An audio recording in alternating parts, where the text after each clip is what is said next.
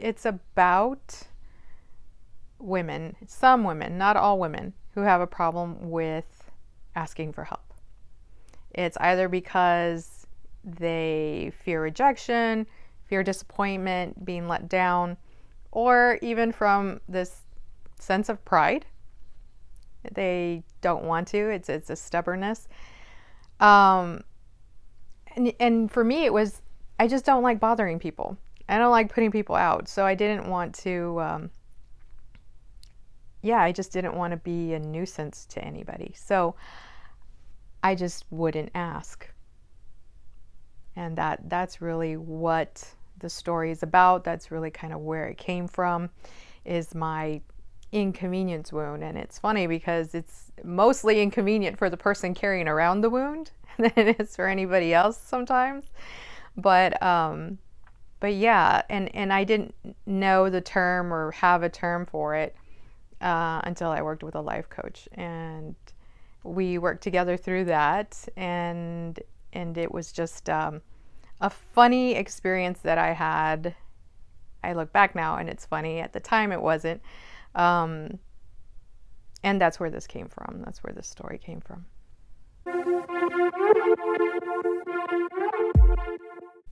I think I want women with this, in this situation, to understand that it's okay to ask for help. That sometimes you just need to ask, and there will be a lot of people willing to come to your aid. Especially if you're a person who's willing to help other people when they're in need. And then I think too, I want people to understand that this is something some women suffer from. And whether it's your girlfriend, your wife, your mother, your sister, whoever it might be in your life, she may have a wound like this. And may not always ask for help, and it may drive you crazy, and you might not know why or understand what it is or where it comes from. But hopefully in explaining it, you'll know going forward, and be able to help them through that, and explain that you're there, and that you're willing to help if you can. And even if you can't in the moment, doesn't mean that you can't at all. So I do think that that's important, and something that I've learned and that my husband's helped me understand. So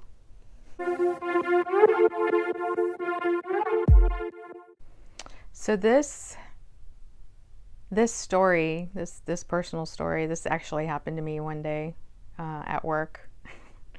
And it was not fun, and it was not convenient, but I kind of had a lemon of a car, and it would on occasion leave me stranded, and to the point where I had to eventually buy, a little jumper cable box to carry around myself and give myself a jump when I needed it. And this was one of the incidences that led up to me buying that jumper cable box. So, but yes, so I had been working with a health coach and trying, to work through this particular, we were learning about this particular type of issue that a lot of women have.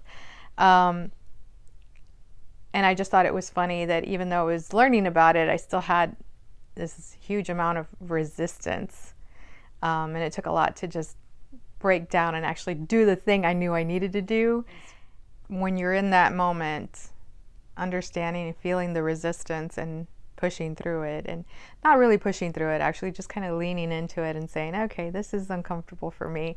I'm acknowledging that it's hard, but I'm going to ask for help, and I'm going to ask for it graciously. And I'm going into this understanding that somebody may not be able to help me out, just like a couple of the people in this illustration. But eventually you'll find it. You'll find the help that you need, the help that you're looking for. Just kind of like how I did in this story. And really, I think too, understanding that one key part I mentioned, in that if you are a person that's willing to help other people, You have to know and understand there are other people like you that are willing to do the same thing. Well, I definitely vibed off the track, from the get-go. So it was a really cool atmosphere on it. What I liked about doing it, one of the cool things was I was on the opposite end of what I usually, the loopiness and the cool stuff that I like, that I usually make as the core of my track first, was already laid down for me. So Okay. I was able to build on your, you know, kind of unique setup of loopiness and stuff like that, slightly different from what I would do. And then to me, it called out for that kind of bass that, it's a little bit of a, I don't know, a Susie and the Banshees, a New Order, Peter Hook, bass. 80, it was kind of drippingly 80s. I do some stuff that's a little bit in the pocket, obviously 80s. I mean, but it was fun to do over top of that landscape. Uh, the drums were a happy accident. The drums Okay. were a happy accident. I was like, you already got, there's already some things in it. I don't want to, I don't want to oversaturate this track with Okay. stuff. It's right at the threshold of where it should be. It doesn't need more stuff on it. But I had a loop that I nudged the ping pong delay up on a little too high to where it wasn't even the loop anymore. It was boom, ducka, ducka, ducka, chaka, chaka, chaka, Yeah. it wasn't the straight beat. And that had a neat little, provided it didn't overtake what was there, that was a little fun ping pong Yeah. top layer, I guess.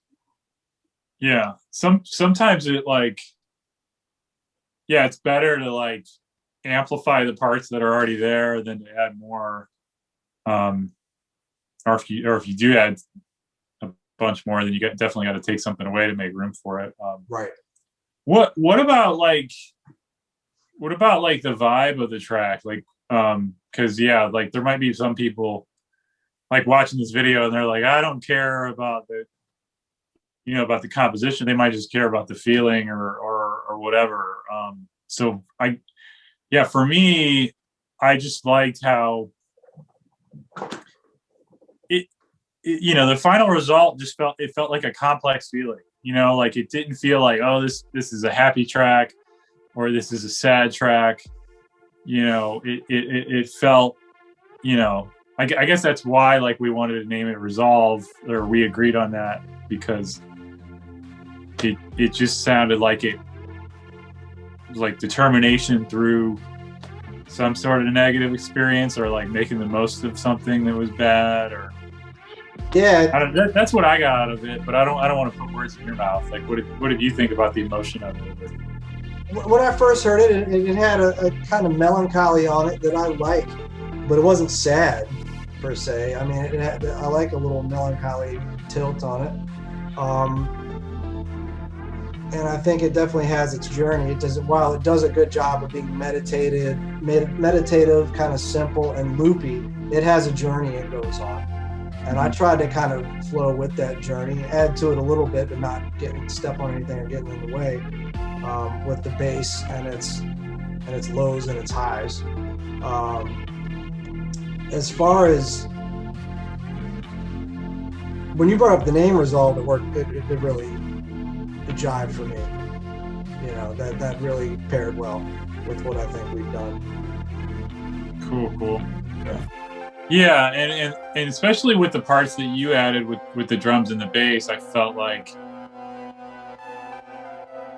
it goes from a playful melancholy like you were talking about, then when your parts come in and kind of blossom, it gives it a lot more power.